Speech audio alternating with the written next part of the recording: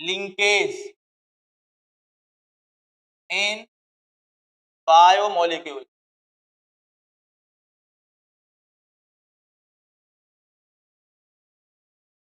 सबसे पहले बात करेंगे हम कार्बोहाइड्रेट्स के बीच।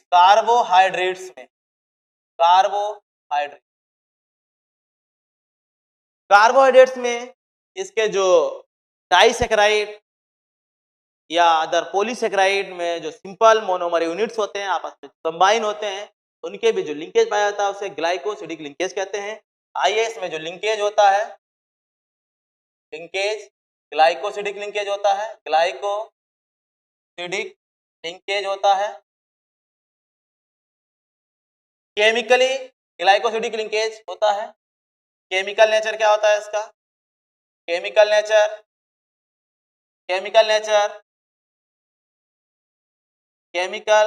नेचर ऑफ लिंकेज जो होता है वो ईथर होता है। According to chemistry glycosidic linkage को ईथर लिंकेज कहते हैं। इसका जो केमिकल फार्मूला है COC। इस तरीके से ये हमारा ग्लाइकोसिडिक लिंकेज, और इसी को हम इसमें ये भी हो सकता है CNC, ये लिंकेज भी हो सकता है हमारा। यानी जो हमारा ग्लाइकोसिडिक लिंकेज होता है तो दो तरीके का हो गया, एक लिंकेज COC लिंकेज हो गया, दूसरा CNC लिंकेज हो गया। तो हम बात करेंगे यहाँ ग्लाइकोसिडिक लिंकेज में COC लिंकेज कहाँ होता है और CNC लिंकेज कहाँ होता है।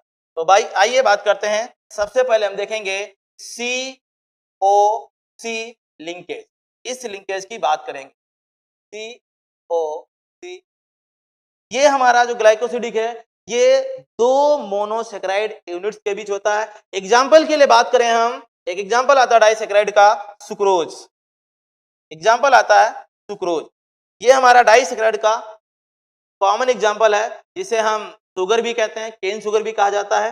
जो सुक्रोज होता है हमारा, इसमें जो लिंकेज पाया जाता है वो COC लिंकेज होता है। यहाँ हम लिंकेज की बात करेंगे। COC क्या है? इसमें COC लिंकेज होता है।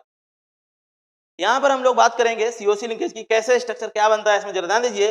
जो सुक्रोज होता है ये ग्लूकोज प्लस फ्रक्टोज, यानी ग्लूकोज डाइसैकेराइड है।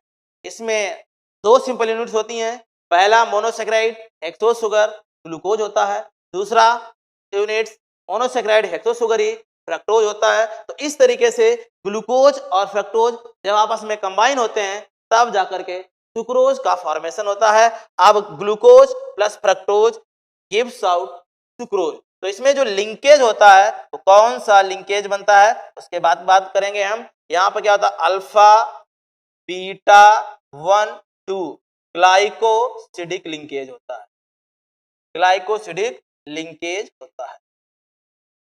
अब देखिए इसमें ग्लूकोज क्या होता है और फ्रक्टोज क्या होता है, इनके स्ट्रक्चर के बारे में आगे बताया जाएगा आपको। फिलहाल अभी हम देखेंगे यहाँ पर सुक्रोज में COC लिंकेज होता है, क्योंकि यहाँ दोनों मोनोमर यूनिट्स हमारे मोनोसैकेराइड यानी कार्बोहाइड्रेट ही होते हैं। यहाँ पर जो हमारा ग्लूकोज है, ग्लूकोज के फर्स्ट कार्बन का OH और फ्रक्टोज के सेकेंड कार्बन का OH, ठीक है ना। ग्लूकोज के फर्स्ट कार्बन पे अटैच्ड OH हाइड्रोक्सी ग्रुप और फ्रक्टोज के सेकेंड कार्बन पे अटैच्ड OH यानी हाइड्रोक्सी ग्रुप आपस में कंबाइन होकर के वन मॉलिक्यूल एलिमिनेट करते हैं और COC लिंकेज का फॉर्मेशन करते हैं। तब जाकर के अल्फा बीटा 1 2 ग्लाइकोसिडिक लिंकेज बनता है। अभी अल्फा क्या है बीटा क्या है इसके बारे में भी बताएंगे। फिलहाल अभी हम इतना जान लें, सुक्रोज में 1 अल्फा बीटा 1 2 ग्लाइकोसिडिक लिंकेज पाया जाता है। हम बात करेंगे CNC लिंकेज की। जो हमारा CNC लिंकेज है ये कहाँ पाया जाता है? CNC लिंकेज ये कैसे और कहाँ पाया जाता है? जब ये पाया जाता है हमारा न्यूक्लियोसाइड बनते समय। ये कब बनता है? न्यूक्लियोसाइड बनता है जब हमारा पेंटोज शुगर किसी नाइट्रोजन बेस से कंबाइन होता है। जब पेंटोज शुगर नाइट्रोजन बेस से कंबाइन होता है तो वहां पेंटोज शुगर राइबोज या डीऑक्सीराइबोज का शुगर का जो कार्बन पे OH ग्रुप लगा होता है, यानी कार्बन का फर्स्ट कार्बन का हाइड्रोक्सी ग्रुप जो होता है उसका OH और हमारे नाइट्रोजन बेस के नाइट्रोजन पे अवेलेबल हाइड्रोजन के साथ कंबाइन होता है।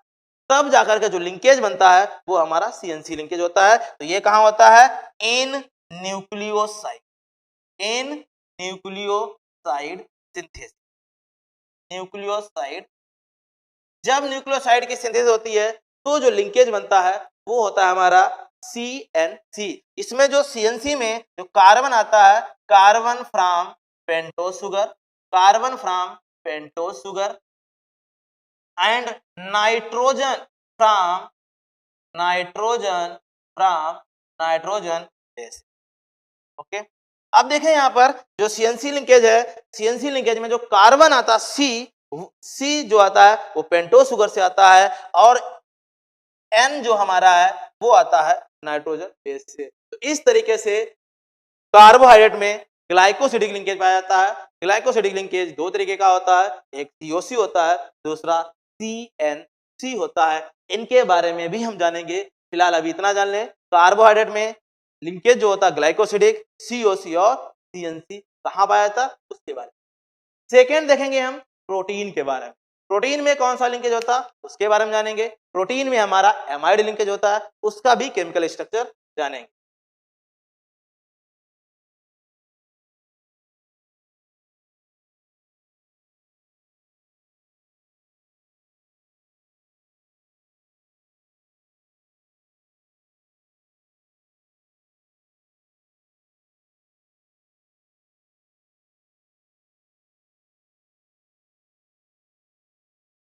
लिंकेज इन प्रोटीन, लिंकेज इन प्रोटीन।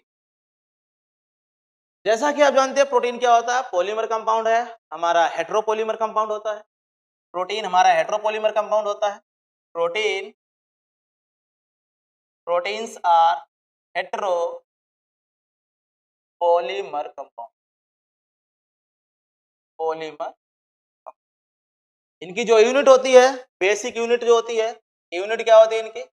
यूनिट अमीनो एसिड्स होता है, अमीनो एसिड्स होते हैं। अब देखिए जो प्रोटीन होता है हमारा पॉलीमर ऑफ अमीनो एसिड है, इसका मतलब है कि अमीनो एसिड जब आपस में कंबाइन होते हैं तो प्रोटीन की सिंथेसिस होती है। तो यहाँ पर जो लिंकेज बनता है वो क्या होता है? जो लिंकेज है, लिंकेज जो होता है एमाइड लिंक, एमाइड लिंक, जिसका केमिकल स्ट्रक्चर होता है CON। इस तरीके से एमाइड, देखिए कैसे बनता है, इसका स्ट्रक्चर कैसे होता है। तो सबसे पहले हम देखेंगे अमीनो एसिड के बारे में। ये हो गया carbon, C double bond O H, इस तरीके से हो गया। इधर हो गया हमारा लेफ्ट साइड में NH2, ये हो गया H और ये हो गया R। ये हो गए first amino. Second amino acid के बारे में लिखेंगे हम, तो इस तरीके ले सकते हैं H N, फिर हमारा C, इधर H हो जाएगा, ये COOH हो जाएगा और ये हो जाएगा R2। ये हमारी फर्स्ट अमीनो एसिड हो गई और ये हमारी सेकेंड। तो इस तरीके से दो अमीनो एसिड आपस में कंबाइन, इधर और भी अमीनो एसिड हो सकती हैं, इधर भी और अमीनो एसिड हो सकती हैं। पॉलीमर है, नो प्रॉब्लम। आगे देखते हैं हम लोग, यहां से ये हमारा H2। After remaining first amino acid के लेफ्ट, फर्स्ट अमीनो एसिड के राइट साइड में कार्बोक्सिलिक एसिड होता है, लेफ्ट साइड में NH2 एमाइन ग्रुप होता है। सभी अमीनो एसिड में लेफ्ट साइड में एमाइन ग्रुप और राइट साइड में कार्बोक्सिलिक ग्रुप। एमाइड बॉन्ड जब भी बनेगा तो पहली अमीनो एसिड के कार्बोक्सिलिक ग्रुप का OH, सेकेंड अमीनो एसिड के एमीन ग्रुप का हाइड्रोजन लिया जाएगा। तो यहां से -H2O, यानी H2O हमारा एलिमिनेट हो जाता है। इसके बाद जो रिमेनिंग पोर्शन बचता है, जरा देखिए किस तरीके से होता है। H2N C, ये H हो जाएगा, ये R1 हो जाएगा, C डबल बॉन्ड O, फिर देखिए यहां से OH, ये बॉन्ड ब्रेक हुआ, ये बॉन्ड डायरेक्टली नाइट्रोजन से कंबाइन होगा, N डबल बॉन्ड H, ये हो जाएगा CHR2 एंड COOH। तो इस तरीके से ये एक प्रकार का लिंकेज हमें प्राप्त हो गया। जरा ध्यान दीजिए, यहाँ से इस तरीके से ये हमें लिंकेज प्राप्त हो गया है, ये लिंकेज हमारा हो गया है एमाइड। इसी लिंकेज को हम एमाइड लिंकेज कहते हैं, एमाइड लिंकेज, क्योंकि एसिड डेरिवेटिव है ठीक है ना, इसलिए हमारा एमाइड लिंकेज हो गया और ये था हमारा एमाइड लिंकेज यानी प्रोटीन में लिंकेज। आगे बात करेंगे हम, अभी हमने प्रोटीन में लिंकेज के बाद सेकंड आता हमारा कार्बोहाइड्रेट हो गया, प्रोटीन हो गया, नेक्स्ट आता है लिपिड में। आइए बात करते हैं लिपिड में कौन लिंकेज होता है।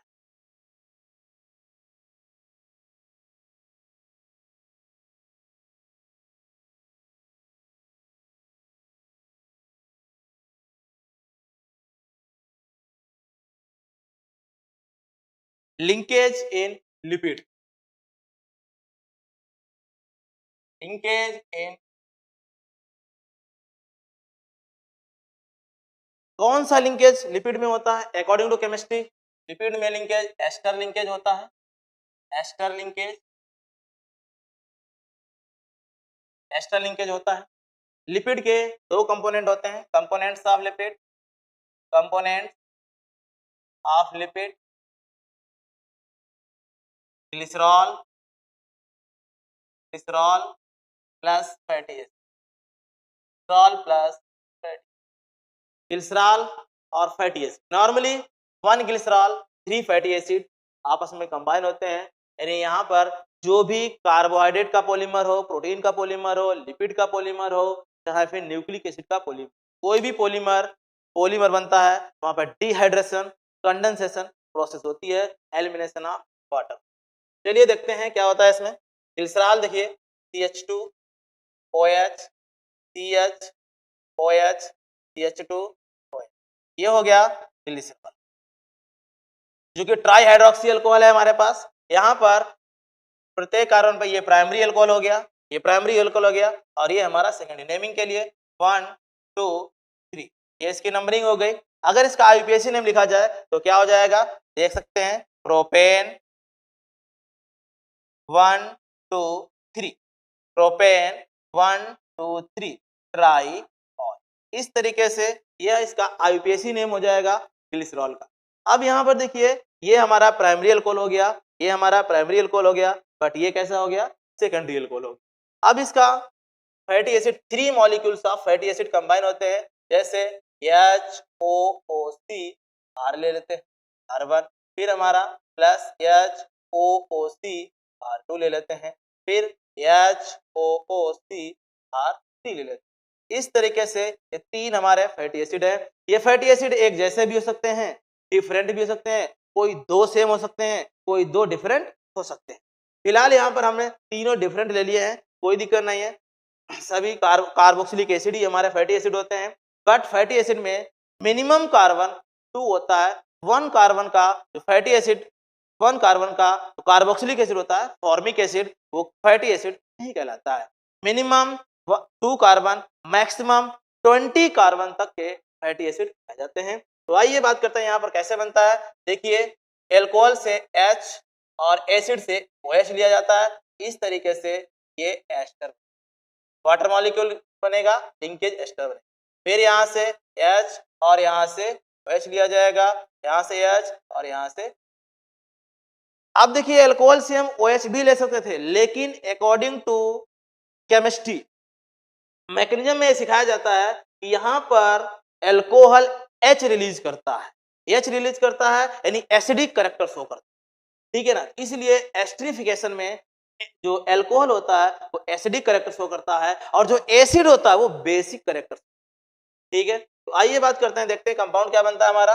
एलिमिनेशन करेंगे 3 मॉलिक्यूल CH2 CH CH2, ठीक है। यहाँ देखिए सिंगल बॉन्ड O, इधर क्या बचा C डबल बॉन्ड O, ये हो जाएगा R1, ये हो गया C डबल बॉन्ड O, ये हो जाएगा R2, ये हो जाएगा C डबल बॉन्ड O, ये हो जाएगा R और 3 वाटर मॉलिक्यूल, ठीक है ना। इस तरीके से 3 वाटर मॉलिक्यूल एलिमिनेट हो जाएंगे। तो आइए बात करते हैं ग्लिसरॉल, और ये हमारे थे फैटी एसिड्स, फैटी एसिड्स, और ये बन गया हमारा फैट और ये हो गया वाटर। तो इस तरीके से देखा आप लोगों ने, यहाँ पर ग्लिसरॉल का 1 मॉलिक्यूल है, 3 मॉलिक्यूल फैटी एसिड्स के हैं जो आपस में कंबाइन होते हैं और इस प्रोसेस का नाम डिहाइड्रेशन कंडेंसेशन होता है। जो प्रोसेस है वो हमारी है डिहाइड्रेशन, डिहाइड्रेशन कंडेंसेशन और सिंथेसिस भी कह सकते हैं, डिहाइड्रेशन, कंडेंसेशन और सिंथेसिस भी कह सकते हैं। तो यहाँ पर देख सकते हैं एक नहीं 3 एस्टर बॉन्ड बनते हैं, इसीलिए जो फैट है इसे हम ट्राई एस्टर भी कहते हैं, ट्राई एस्टर भी कहते हैं। यानी जो हमारे फैट होते हैं 3 एस्टर बनाता है इसमें। तो यहाँ तो देख सकते हैं जो एस्टर लिंकेज है हमारा, एस्टर लिंकेज जो है हमारा, उसका कंपोजिशन क्या हुआ या उसका स्ट्रक्चर क्या हुआ, तो देख सकते हैं ये हो जाएगा हमारा C, उसके बाद O, C double bond O। इस तरीके से ये जो लिंकेज होता है हमारा CO COR, ये हमारा एस्टर लिंकेज होता है। इस तरीके से ये था हमारा लिंकेज। नेक्स्ट आएगा लिंकेज इन न्यूक्लिक एसिड। न्यूक्लिक एसिड में कौन कौन से लिंकेज पाए जाते हैं?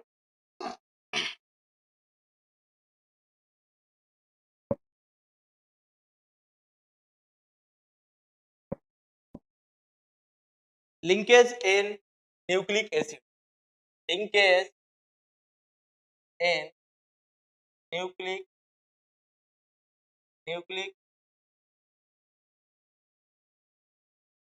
अब देखिए जो न्यूक्लिक एसिड में लिंकेज होता है, पहले तो हम जाने न्यूक्लिक एसिड कौन कौन से होते हैं, क्या होते हैं, उसके बाद ये जानेंगे। चलिए बात करते हैं पहले। न्यूक्लिक एसिड हमारे दो तरीके के होते हैं। न्यूक्लिक एसिड दो तरीके के हैं, DNA and DNA deoxy ribo nucleic, RNA ribo nucleic. इस तरीके से ये हमारे दो न्यूक्लिक एसिड है। यहाँ पर जो डीएनए होता है, सेल की बात कर रहे हैं हम, ऐसा कोई कंपोनेंट नहीं लेंगे क्योंकि प्रोटोप्लाज्म केवल सेल के अंदर होता है। तो यहाँ पर हम ये काउंट नहीं करेंगे कि वायरस में भी डीएनए होता है, वायरस में एक्सेप्शन पाया जाता है। वायरस हमारा लिविंग सेल नहीं है, इसलिए उसको हम प्रोटोप्लाज्म नहीं कह सकते क्योंकि प्रोटोप्लाज्म होता ही नहीं उसमें, इसलिए हम यहाँ कंपोजिशन पढ़ रहे हैं प्रोटोप्लाज्म, तो हमेशा ध्यान रखेंगे सेल के बारे में। तो बात करेंगे हम डीएनए सेल के अंदर कभी भी सिंगल स्टैंडर्ड नहीं, और आरएनए सेल के अंदर कभी भी डबल स्टैंडर्ड नहीं होता, हमेशा याद रखें। तो आइए बात करते हैं, जो डीएनए होता है हमारा ये होता है डीएस मतलब डबल स्टैंडर्ड, और आरएनए होता है एसएस मतलब सिंगल स्टैंडर्ड। हम यहाँ सेल की बात कर रहे हैं, कभी कंफ्यूज मत हो जाना कि वायरस में तो सिंगल भी होता है डबल भी। हमने पहले ही कहा है कि वायरस सेल नहीं है, इसलिए उसमें प्रोटोप्लाज्म नहीं है, और हम यहाँ पढ़ के आ रहे हैं कंपोजिशन ऑफ प्रोटोप्लाज्म। तो जहां प्रोटोप्लाज्म होगा वहीं हम उसके केमिकल कंपोजिशन के बारे में स्टडी करें। इसलिए प्रोटोप्लाज्म में ऑलवेज डीएनए डबल स्टैंडर्ड और आरएनए ऑलवेज सिंगल स्टैंडर्ड होता है। तो आइए बात करेंगे हम linkage in DNA and linkage in RNA. तो सबसे पहले बात करेंगे हम लिंकेज इन डीएनए। जैसा कि डीएनए है, आरएनए है, जो हमारे न्यूक्लिक एसिड्स होते हैं, डीएनए और आरएनए, ये पॉलीमर है। ये क्या है हमारा? Polymer. Polymer of deoxy ribo nucleotides, deoxy ribo nucleotides. और आप जानते हैं ये भी हमारा हेटेरोपॉलीमर होता है, हेटेरोपॉलीमर होता है, और ये सेल के अंदर डबल स्टैंडर्ड होता है, डबल स्टैंडर्ड। ऐसा होता है, डबल स्टैंडर्ड होता है। तो यहाँ पर लिंकेज कौन कौन से होते हैं? लिंकेज की बात करेंगे हम, तो सबसे पहले यहाँ लिंकेज की बात करते हैं। जो लिंकेज होते हैं दो तरीके के, यहाँ पर तीन तरीके के लिंकेज होते हैं। कौन कौन से लिंकेज होंगे? तीन तरीके के। सबसे पहले linkage in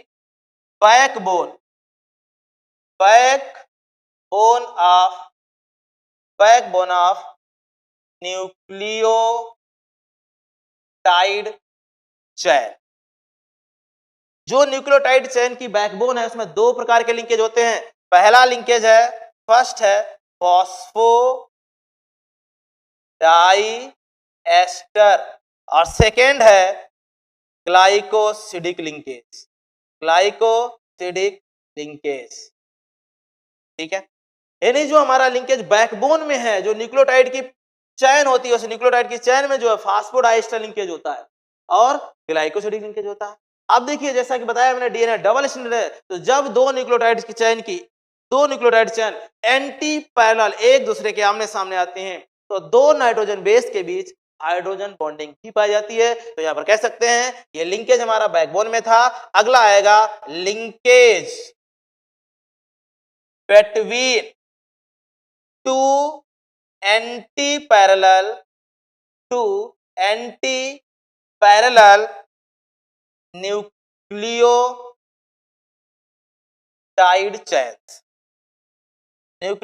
chains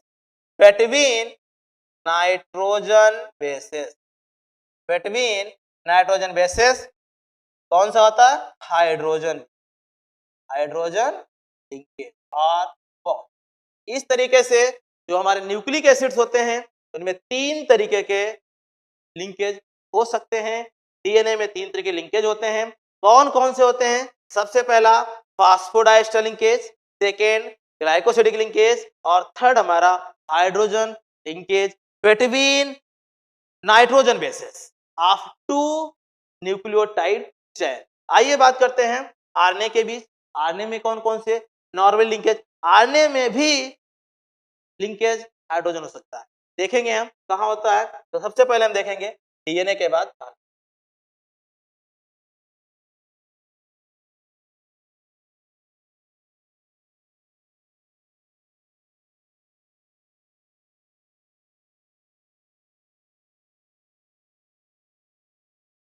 linkage in RNA. अभी हमने डीएनए में लिंकेज देखे थे, तीन तरीके थे। आरएनए में भी तीन तरह के लिंकेज होते हैं। तो सबसे पहला वही होगा फॉस्फोडाइस्टर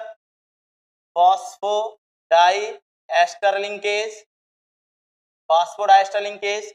सेकेंड यहाँ भी ग्लाइकोसिडिक लिंकेज और थर्ड बताया गया क्लोवर लीफ मॉडल के अकॉर्डिंग कि उसमें सिंगल स्टैंडर्ड न्यूक्लियोटाइड ही कॉइलिंग बना लेता, लूप बनाता और लूप के बीच में हाइड्रोजन बॉन्डिंग भी पाई जाती है। तो कह सकते हैं हाइड्रोजन बॉन्डिंग भी होती है, हाइड्रोजन बॉन्ड भी पाया जाता है। तो इस तरीके से चाहे हमारा डीएनए हो चाहे हमारा आरएनए हो, उसमें मैक्सिमम तीन तरीके के लिंकेज पॉसिबल होते हैं। जो फास्फोडाइस्टर लिंकेज है, इसमें कौन कौन सा लिंकेज होता है? आइए बात करते हैं। 3,5 फास्फोडाइस्टर लिंकेज होता है। 3,5 फास्फोडाइस्टर लिंकेज। और जो हमारा ग्लाइकोसिडिक होता है ये होता है CNC लिंकेज होता है। और हाइड्रोजन तो आप जानते ही हैं, ये हमारा वीक अट्रैक्टिंग फोर्स होता है। ठीक है, तो इस तरीके से ये थे हमारे डीएनए, आरएनए, सभी प्रकार के लिंकेज इन बायोमोलिक्यूल्स।